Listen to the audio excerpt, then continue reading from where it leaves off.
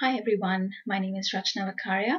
I'm doing the presentation on requirements modeling, which is question number 2, to be presented to Eleanora High School. So let's begin. What is requirements modeling? Requirements modeling is basically a structured and organized representation of requirements, which uses a specific or a specified modeling language. It is the process of analyzing the processes of a business system, fact-finding in order to describe the current system.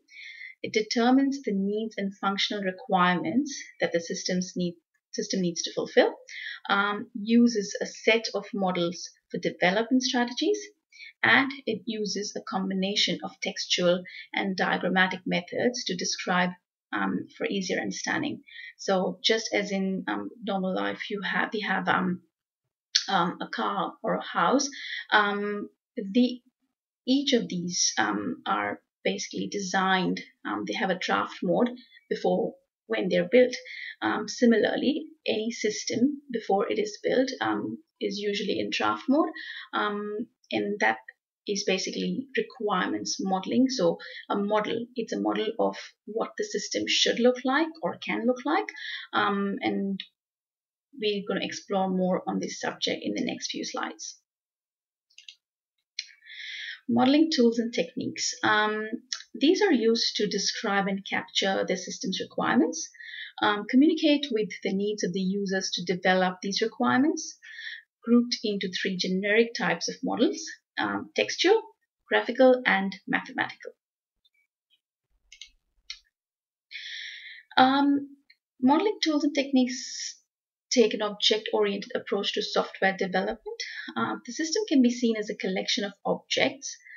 It's a widely used method to document systems design, uses classes to describe attributes and functions, and is highly iterative. The object-oriented approach uses unified modeling language, or the UML. It is a widely used method to document systems design. The graphical models for UML are mainly the use case diagram, the class diagram, the sequence diagram, communication diagram, and the state machine diagram.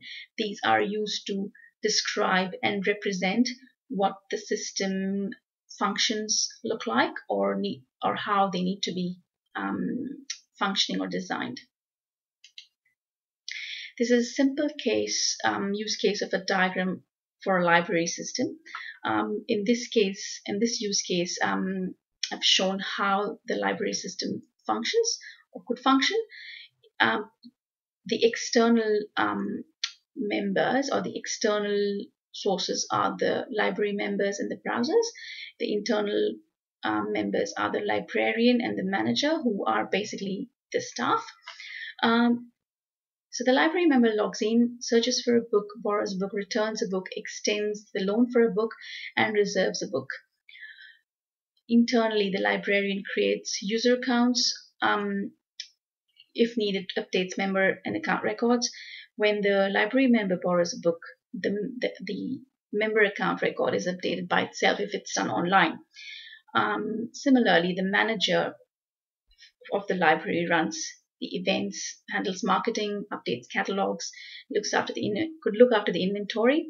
The browser, who's an external user, could be a potential member of the library, looks at the library site, looks at all the events, marketing, the catalog, etc.